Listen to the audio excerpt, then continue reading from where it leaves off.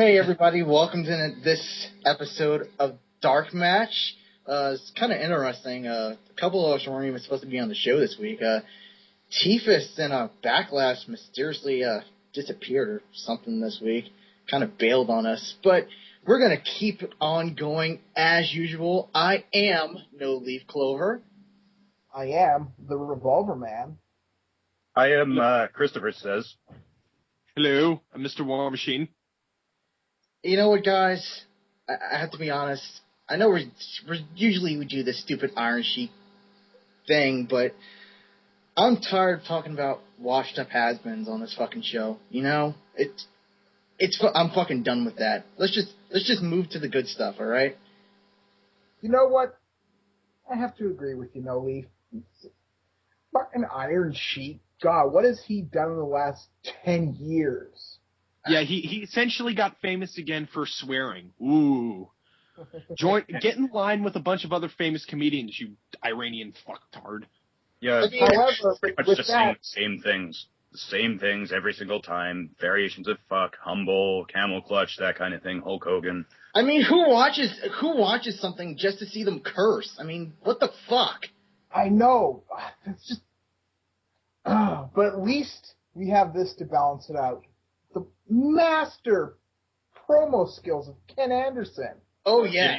Yeah, you have to understand, like, this entire episode of Impact was just phenomenal. Like, it's 11:15 at night, and we're doing it right after it ended. We're just, like, too excited to do this. I know. Oh, fuck. I mean, Jesus. I'm trying to think a point when the action led up, and I really can't. There really was no slow part or plotting part of this. But yeah, it's pretty much like Anderson. The company's just constantly creative. Like, Anderson comes out with Earl Hebner in a headlock based on the whole, like, kind of mic check into the rail disqualification thing. Like, you don't see anyone doing that. It's just like he just keeps on coming up with new things every week. It's like you said about him. He's basically a pastiche of all the best, like Orton and Austin and Rock. Like, just all rolled into one. He combines them all in such a way that just screams a perfection in wrestling that just wasn't there before, you know? I mean, you got to thank God that WWE held him down so hard so he can get to the freedom of TNA and we can really see him shine. I mean, this promo segment was awesome because we all know that for the last couple weeks, Ken Anderson has been getting screwed out of his title shots. I mean, what the fuck was up with last week with Hebner? Just constantly screwed over this guy. I feel bad for him. I honestly do. But even from, like, a booking perspective, like, the fact that, like, Earl Hebner, he says he's threatening to suspend Anderson, like any great face, like, Anderson has a weakness. Like, we actually care about something that might happen to him. But you know what? Like, he mic checks Hebner like any badass. Like as we were saying, Stone Cold. Stone Cold did that all the fucking time, and it's just as effective, you know, in TNA as it used to be in the old WWF. Yeah, and then, like, the tension of this entire thing just increases with Hebner's son Brian coming out, and, like, Anderson, the badass he is, just kind of makes fun. I mean, let's be honest. When Stone Cold did it, it was cool at first, but after a while, didn't it get boring? Him giving the Stone Cold Stunner to people? I mean, it's always fresh with Mr. Anderson. I mean, I don't know how he does it. It's just natural talent, I guess. And, you know, of course, like, all the ingredients coming together, like, TNA has Vince Russo as the booker. Like, he actually put in the line for Anderson that, oh, you're going to screw me. Hebner, you're going to screw me. That was very clever. Like, I'm glad he was able to work that reference in. And then we all know what happens next. The icon himself, Sting. This guy is so youthful. I mean, really. Well, that's because he keeps reinventing himself. I mean, when he came out this time, he had that awesome fucking coat, man. It's impossible that Sting is still this good after all this time. It's insane to me. But yeah, he he comes out basically wanting him to apologize, and then RVD comes out like the talent just keeps pouring in, and like he announces like a three-way dance at Lockdown. Like he says he wants that. And of course, like Bischoff and Hogan come out, like, and they make it official, and they also say that at Lockdown it's going to be inside a cage.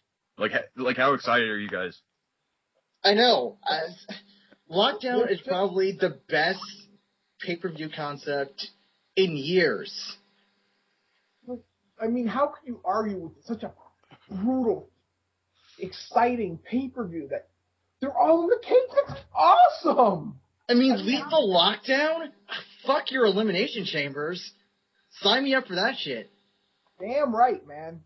Damn right. And actually, speaking of this, though, we're going to have to take a dark turn because, unfortunately, since the past week, Spike has been airing ads for WWE All-Stars, and it's like, are they really that like? I mean, I know Vince is like a billionaire, but like, are they really that desperate for attention? Yeah, you know why he's a billionaire? Fucking stock scams. Yeah, he's never earned a legitimate penny in his life. All he does is inject his wrestlers with steroids and drugs. I mean, who the fuck uses drugs in TNA? Can you think of anyone? But no, yeah, I really can't. But the good thing about that is that it takes a good turn instantly. Like they're offering like what they call a spring cleaning sale at shoptna.com, which like I'm gonna be all over that, guys. Like if I could just get like you know, like all those action figures that they just came out with. I mean, they have all these great figures, but like they also have Desmond Wolfe, who's clearly like the odd one out. Like one of these things is not like the other. What exactly has he done? Like why does he deserve to have that kind of privilege? I mean, with legends this good, who needs young, fresh talent? I mean, you mean those fucking vanilla midgets? What the hell? But we keep going with the psychology of that match. Like I'm just glad that they're focusing on what needs to be focused on with like backstage promo after backstage promo. We go from Anderson, who again like the consummate badass that he is, like tells the camera he's not giving any comment, not doing it. Sting wants an apology. Like he deserves that. Like in storyline, he definitely deserves that. In RVD, like kind of does his thing. Like who's and really I have to say, sorry to interrupt, but I love how TNA films its segments, its backstage promos. That is so innovative. You wonder why the WWE doesn't do that more often. Well, because I mean that handheld camera, that's so real. Yeah, like WWE has to. They're too hung up with making everything look presentational and staged, and it's fucking Hollywood. They got the big cameras, you can see everything. Yeah, like. Because really, in the back, you can always see everything. It just makes everything look fake. Exactly. Yeah, it's so real, it makes everything look fake. But yeah, like now in terms of like, I mean, we've got like the legends in order, and we're going to our fresh young talent like Inc. and with Shannon Moore and Jesse Neal, who are just like making like the best statements that any kind of up and coming stars can do. I mean, Shannon Moore was so screwed over in the WWE. How did they not find a place for this guy? He's so clearly talented. Because they got the fucking comedy writers working there. All these guys, they shit on fucking wrestling. They shit all over it. Thank God there's still companies like TNA to show us how it's fucking done. Oh. Let's stop talking about WWE. It makes my head hurt. Fucking WWE. Let's move on. Let's keep it moving. Yes, it's Scott Steiner. Like Inc. are talking about Scott Steiner, and they have like an effective argument. You know, like we're talking about more washed up stars. Coincidentally, he and Iron Sheik both do a camel clutch. Boring. Like Scott Steiner, like seriously, it's just sad watching him doing an interview. He's just like, you just can't comprehend anything that he's saying. Like it just makes it. I don't understand how Scott Steiner is even in this company right now. Who the hell is Scott Steiner? What the fuck has Scott Steiner ever done in this world besides babble incoherently? And of course, like, I mean, again, like we said, we're not going to talk about WWE, but again, like another instance of mishandling. Now we have a promo by Bully Ray, who's who's like himself completely blossomed with this company. Like finally he's getting a single it is push. It's so great to see Bully Ray finally get the respect he deserves. And got after how many years was he bullshitted around? Now he's finally in the main event. He's finally got a gimmick that works. He's finally got something he can sink his teeth into. I mean, remember back in ECW? Oh, God, fucking the Dudley Boys. Oh, thank God Vince copyrighted that, so we don't have to hear it anymore. I mean, yeah, really. Just think about he had a chance to have a successful singles career, but guess who squashed it? I'll give you one hint. No, I'll give you two hints. It starts with a triple and it ends with an H. Oh, that talentless, long-nosed son of a... Calm down, Revolver Man. Calm But down. yeah, like I don't know about you guys, but do you smell a title push for this guy? Like I think he's really hot. Like, Definitely. It seems logical. It honestly seems like all the build-up they've been doing with Bully Ray, his previous feuds, it really seems like there's a title run in his future, and that makes perfect sense. It definitely does. I mean, you can just hear it in the crowd reactions. When this guy speaks, everybody listens. He is easily the most over heel in TNA right now. I know I'm sorry audience, but we made a mistake. We didn't say that like when Bischoff and Hogan came out, they got some of the most immense heat you could ever hear. I mean, they were stealing fans' signs. It was It's I haven't heard anything like that since like Bash at the Beach '96. You know. It's so great that those guys can really come back to revitalize their careers, you know? Everybody's saying, oh, well, Hogan's washed up, Eric Bischoff is washed up. Look at what they're doing with TNA. They proved how many good ideas they still have. Of course, Vince and Triple H's fucking egomania will never let them ever see the light of day in WWE, so thank God Dixie Carter was there with her family company to let these ideas blossom. Did you guys know that TNA, iMPACT, actually has better ratings in the UK than it does in the US? Apparently people in the UK are way smarter than us people in the States, because I don't understand why they're high class. They have refined tastes. What do you think? They're England. Exactly. It's the old country. Though they don't always turn out the best people, and we'll get to that. Oh, we'll get to that. Yeah, like before the next commercial, we see Orlando Jordan, you know, like where has he been for so many weeks? Like it's been so dry without him. Like, and he's wearing these rainbow angel wings. Like number one, he's funny. Number two, it's so great that he gets to express himself, you know. Yeah, definitely. I mean, Orlando came out with this gimmick, and it really is encouraging those who live a different lifestyle to, you know, come out, be proud of who you are. It's such a forward-thinking, progressive thing. It's really hard to put into words how great this is. That they're letting this man have this freedom. I mean, I remember when he was in WWF and he was part of the fucking, what the hell was JBL's little... The Cabinet. The Cabinet. Yeah, Chief of Staff. Yeah, that's big. That's big. But here, it's incredible. It really is incredible how much freedom and love you see in TNA, how much support they have for each other, how much support they have for the fucking people around the world. We're gonna keep up with the people who are just underappreciated, underrated, like they never got their due. Jeff Jarrett and Karen Angle, who's like quite the talented personality. Like you never think that someone who is not trained at all and like not like you wouldn't think that she's cut out for this, but like she really does a good job acting. I mean, her voice is so not shrill. I don't understand where that complaint comes from. It's so not shrill. It's not shrill. The fucking WWE PG marks who gotta go and shit on everything because it's not part of their sports entertainment. Oh, but they love Vicky Guerrero, right? Who the fuck is Vicky? What did Vicky ever do? Vicky Guerrero stuck her cooch in the right person. That's what she did. God, dude, seriously, hold on, stop. don't give me that mental image. Oh, you bastard! But yeah, why don't all WWE fans just go slit their wrists and have a doctor come in and stitch it up? Well, we'll get to that later. Especially that. Of course, one comment I want to make: how ingenious is this network angle?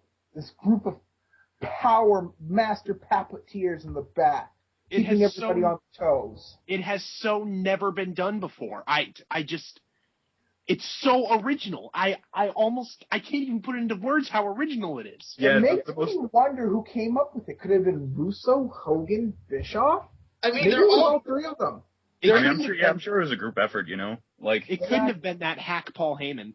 Yeah, I mean, you have to think about what network they're on. They're on Spike TV, and they provide some of the best, most rewarding programming I've ever seen. I mean, reruns of Star Trek Voyager, Mansers, 1000 Days to Die. The best, as a Trekkie myself, the best Star Trek show, I might add.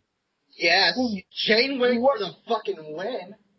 Yeah, and the icing on the cake is the VGAs at the end of the year. They still really represent me as a gamer. Like, I've never got that kind of representation on TV. Jeff Keighley, you are a genius. And for all our mystery fans, all the CSI they provide us. I mean, I could turn on mystery. I'm a huge mystery fan, and it's great to see CSI get some of the respect it finally deserves compared to other shows or books that claim to be mystery. But I mean, I can turn on Spike TV any time of the day and have a fresh episode of CSI waiting for me. How awesome is that? Okay. I know, and even if it's the same episode, which unfortunately it normally is, I still feel rewarded. Exactly. Well, that's how much respect they show to the show. I mean, you rarely see that in other networks, but we have to get back to TNA. Oh yes. Yeah. Now we have Scott Steiner and Crimson, whoever the hell he is, versus the upstarts Inc. with EY and OJ on commentary. That like portion before the commercial was definitely a good lead up. Who would want them on commentary? It's like when Booker and Kevin Nash did it. They're just natural voices, natural funny voices. Well, before Booker T sold out and went back to the fucking WWE, poser. Oh, what were you thinking, Booker? Yeah, you want to just talk about fake. You talk about someone going back to like such a phony gimmick. I mean, him and fucking Kevin Nash, Diesel, really Kevin Nash? You want to be Diesel again? T94 called. They want their gimmicks back. Yeah, I think they totally piped in that sound for that pay-per-view. Oh, yeah, definitely. They pipe in everything. One thing was genuine though. I heard the sound of about a billion 50-year-olds barking out. I mean, Shannon Moore just continues to show talent, with just such awesome psychology in this match. Like he puts on Steiner's chainmail, he does the push-ups, he's sticking it to him both in kayfabe and shoot. Definitely. I mean, Shannon Moore, like we said before, there's no reason why a Shannon Moore couldn't be a world champion in the WWE. Why couldn't Shannon Moore be WWE champion? But no, we had to give Edge his 100th fucking title reign. Wait, no, we gotta give Cena his 13th year as champion with the fucking spinner belt. Oh yeah, fucking Cena. And by the way, thanks for squashing Miz. Thank God The Rock came back and fixed that situation. Yeah, I mean, Miz totally failed as WWE champion. Just completely failed. The whole time, all he did was get squashed by Cena, and it's just, he completely failed. And once again, Triple H has to take all the heat from all the shows and put it on himself with his stupid fucking feud with the broken down piece of shit Undertaker. Yeah, he relegated the Undertaker. He relegated a former champion to the mid card and a young third generation up and comer. How could you do that? Who's your father, Triple H? Who's your wife? Ooh. Indeed. Get him. Get him. You speak the truth. That's why I love you guys, man. We speak truth. Thank you, no. Thank. That actually sounds like you've been holding that one in for a while, Revolver Man. Well, I have my problems with Triple H. I got my problems with Triple H. But back to this. But let's not talk about the fucking WWE anymore. Let's get back to Impact. Yes. We had this great show and we talked about WWE. What are we doing? Well, I think I know where we aren't talking about it is because Steiner and Crimson went over, which is like why would you do that if you have like fresh talent? Though they were succeeded by EY and Orlando Jordan about to make a statement. Though that what happened after that was even worse. The fucking British invasion. Like we never see him, and now they're beating someone down. Like why the hell would they book that? Why are we? You know, as much as I loved England for knowing what good wrestling is, they seem to put out some bad wrestlers. Oh, hi, William Regal. Oh, Desmond Wolfe. Oh, I'm sorry if you want to be all inside about it, Nigel McGuinness. And that frickin' Daniel Bryan. He's British. He's such a terrible wrestler, he has to be British. Definitely. You know, they I'm can glad go TNA their high passed school on. gyms. I really am. But wait, no. I'm glad he passed on TNA because TNA would have just thrown him to the curb where he belongs. Maybe go back to that ring of, what is it called? Glory? Something. Ring of Valor. Rings. I think it's the Ring of Rings.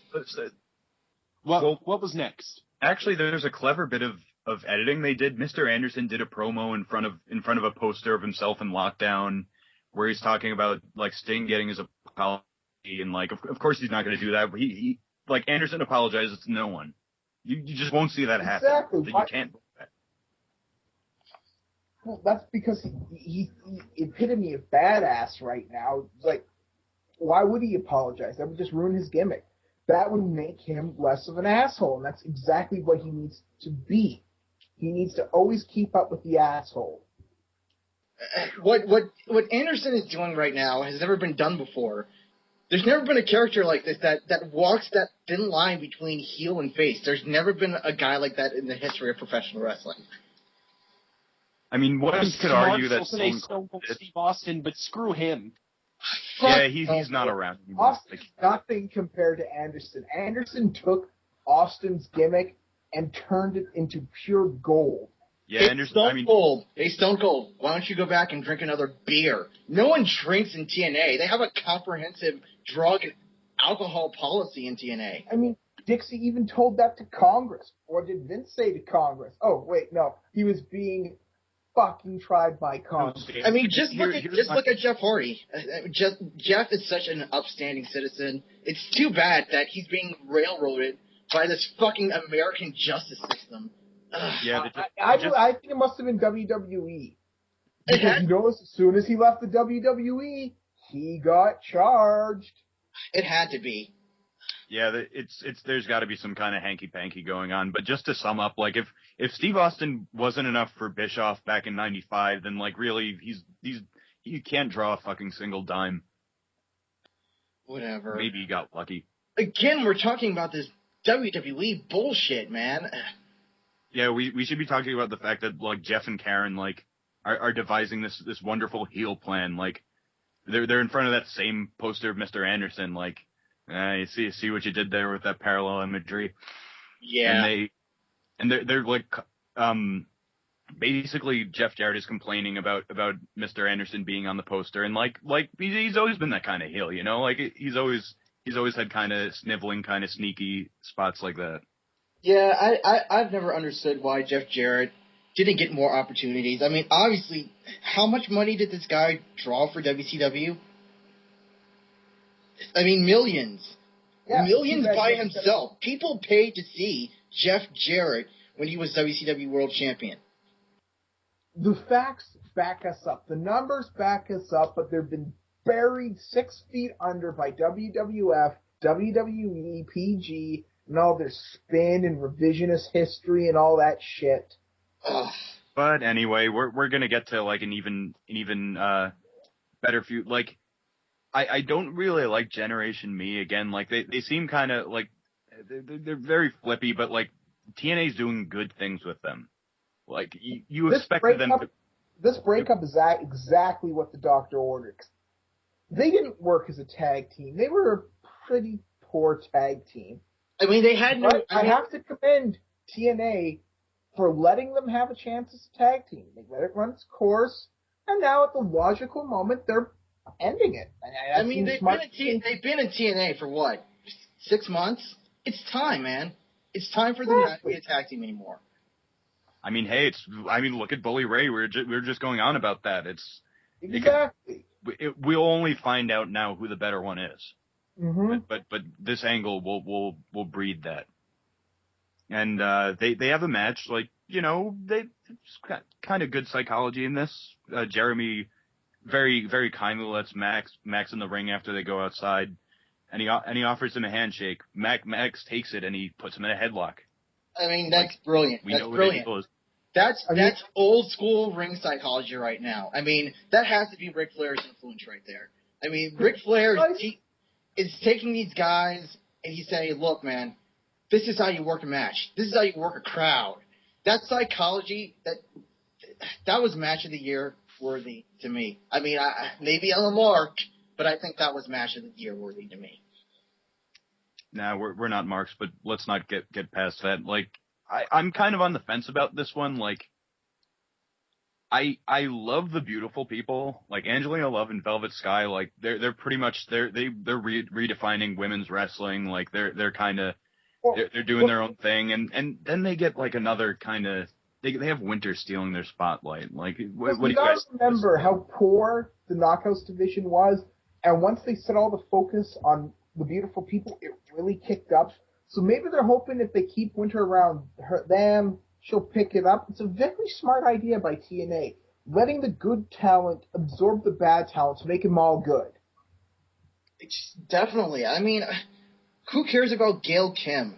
I was so happy when Bubba got that fat load Amazing Kong fire. Kong, Amazing Kong, whatever the fuck her stupid little name is. Who wants this? Who wants to see a redneck woman wrestle? Like it's just in poor taste, you know. Going back to Bubba the Love Sponge for a second, it's a goddamn shame that political correctness. Yeah, this is wrestling. We're not politically correct here in wrestling. We're fucking edgy. Exactly. That's what do you think cross the line means? Yeah, but you know, all of the groups, he said bad things about Haiti, he said bad things about Kong, my vagina's full of sand. Whatever. But you know what? Even though Winter is sucking this whole angle up, it's still not bad because there's a mystical element to basically Winter has control of Angelina. Has supernatural elements like this ever been bought into TNA? Bought into wrestling in general? That's Russo, once again, he's always talking about originality, always talking about seeing things we've never seen before, and he's done it again. I really don't know where he comes up with this stuff. I know I couldn't book nearly as good as him. I mean, it's doing what the Generation Me Discord is doing. It's redefining the characters. It's evolving them. It's adding nuances to them, you know. Like it's not there's no good or bad. There's no like good or evil. It's people. It's real people. Well, we got like I'll gladly take it. We got the gift that keeps on giving, Mr. Anderson. He comes out for another segment. Like another brawl. It is so necessary. I thought that this would be over with him, but like it's almost like a second encore. You know, they bought him back. Like they bought like kind of Sting back, and while I'm not too fond of him, like in comparison, nonetheless, like they have like this epic beatdown, and then like just like the heel triumvirate, like the power heel triumvirate, Bully Ray, Abyss, who like his return last week was just monumental, and I could not wait to see Abyss back, and when it took my breath away. It really did. I mean, it just goes to show you this is the right way you book a guy that looks super strong. You know, in WWE, they don't have John Cena sell anything.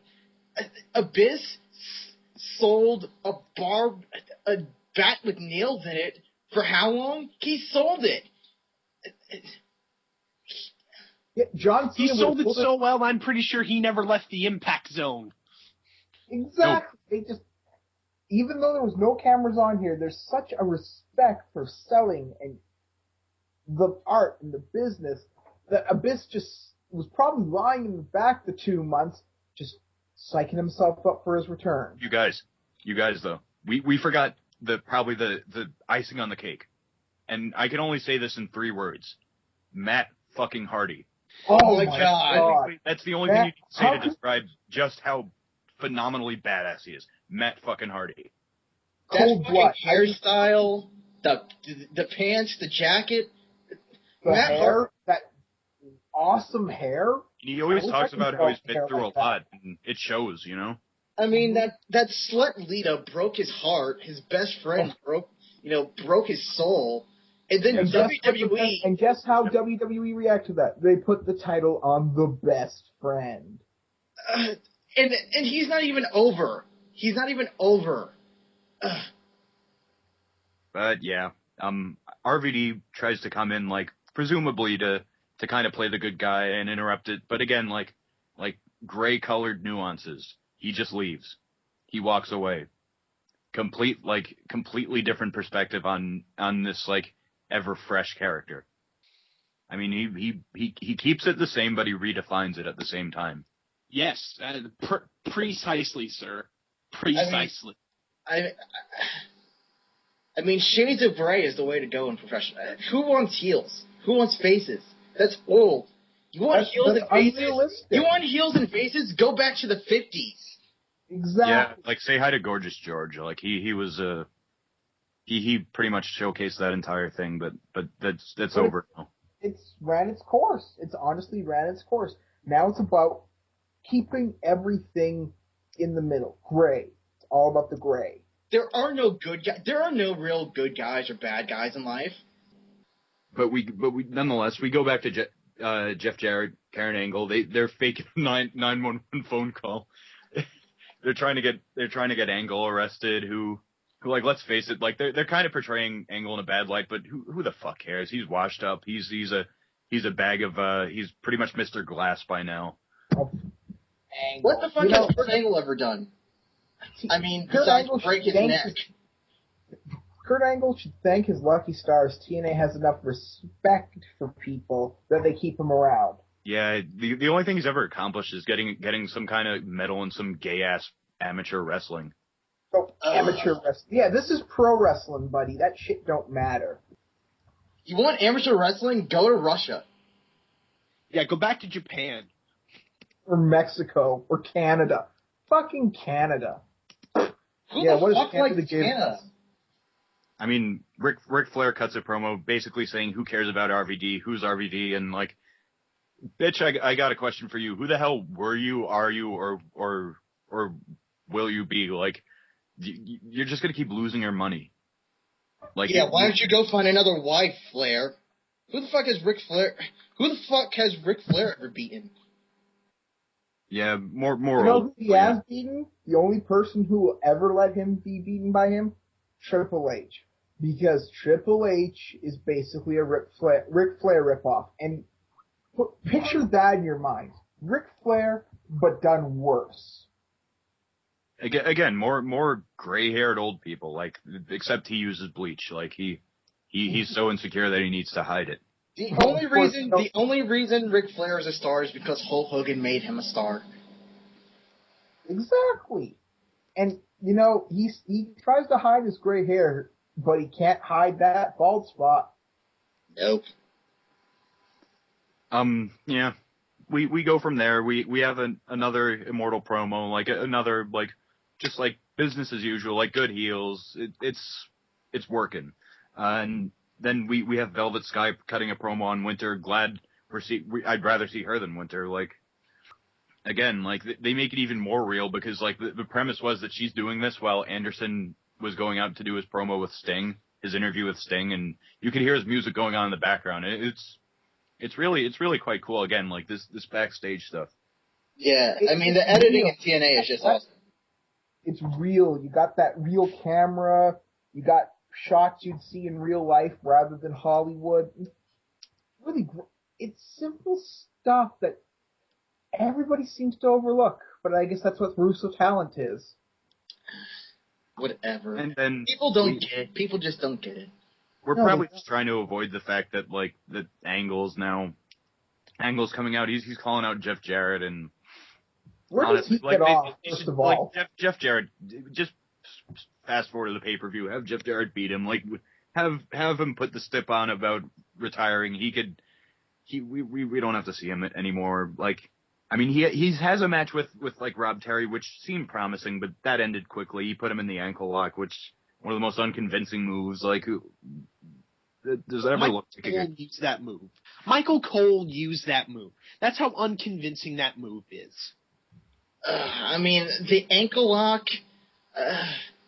What is he trying to be? An MMA guy? MMA is never going to be huge. It doesn't do half the buy rates that TNA buy rates do. It's just nothing. And what the ankle lock? Ooh, you hurt their ankle. Ooh. I mean, what about, like, let's use one of the great finishing moves of all time, Hogan's leg drop. That hits on the neck, man. You know what happens when you lose your neck? You die. What happens if you lose your ankle? Nothing. So basically, like, you know, Angle after the match, after that kind of fluke, he chases Jeff Jarrett down, like, backstage, and as if he were sitting in front of the wheel of his car with, like, completely drunk, the cops arrest him.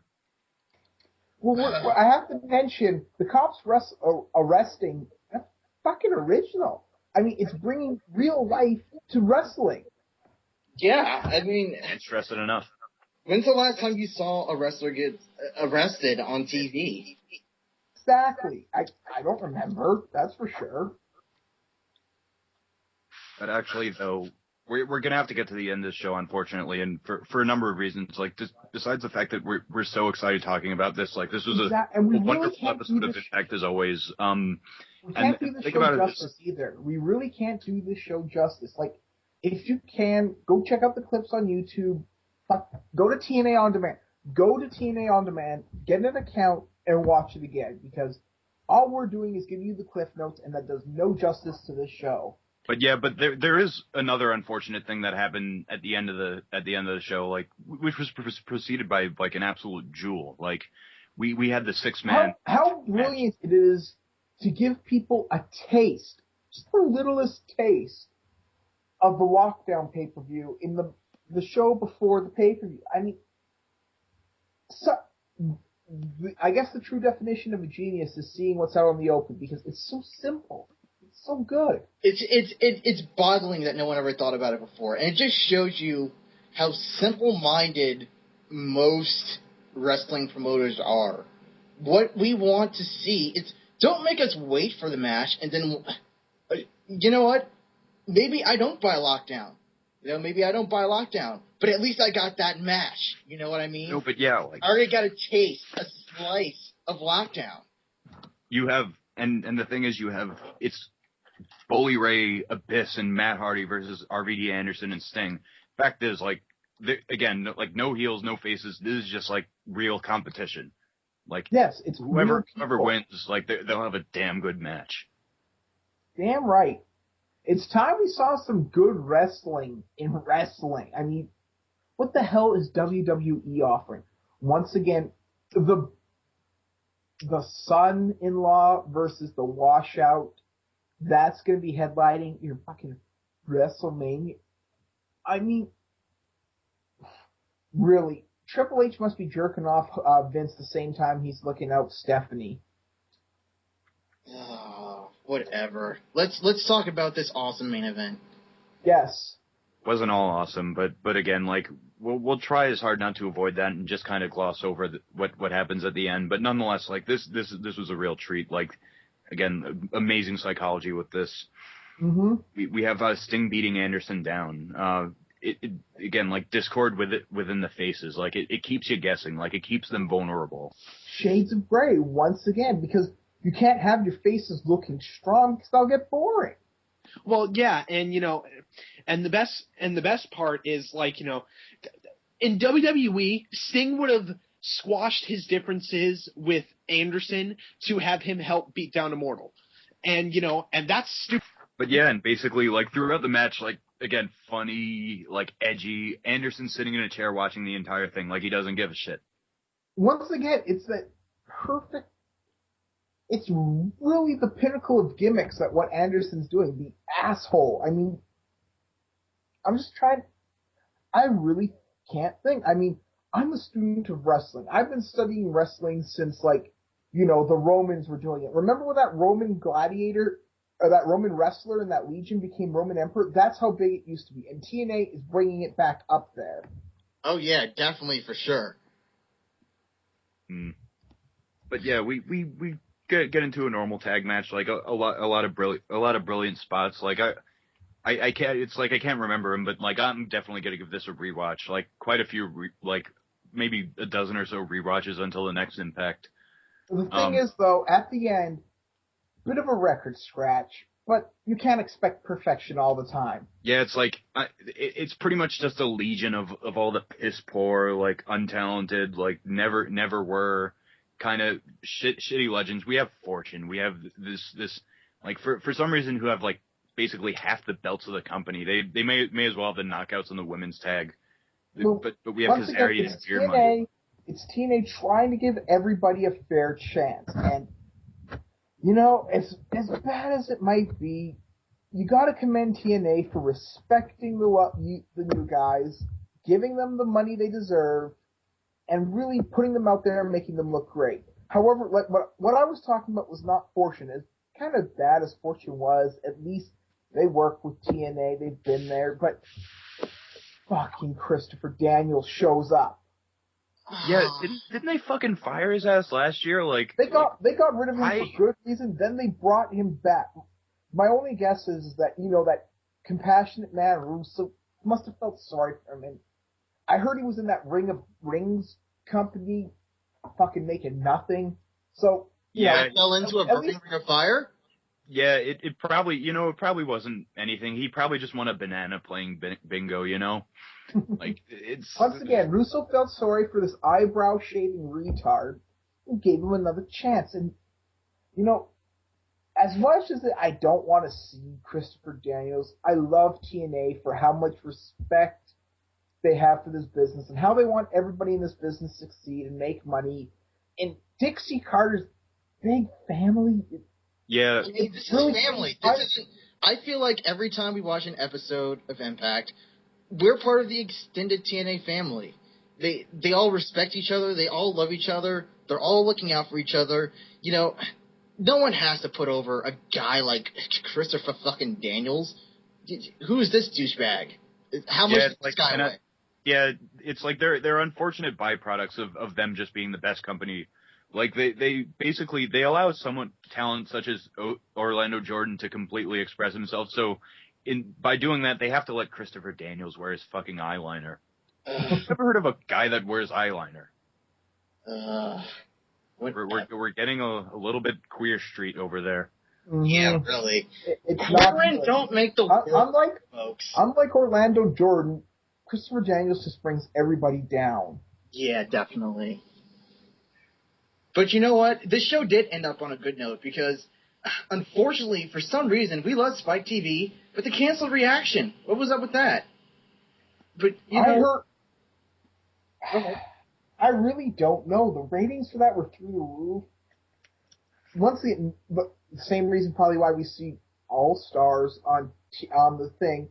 I am really worried that WWE is starting to really infect Spike TV because you got to remember they used to be on Spike TV until they realized how bad they were, but they left that little seed of corruption.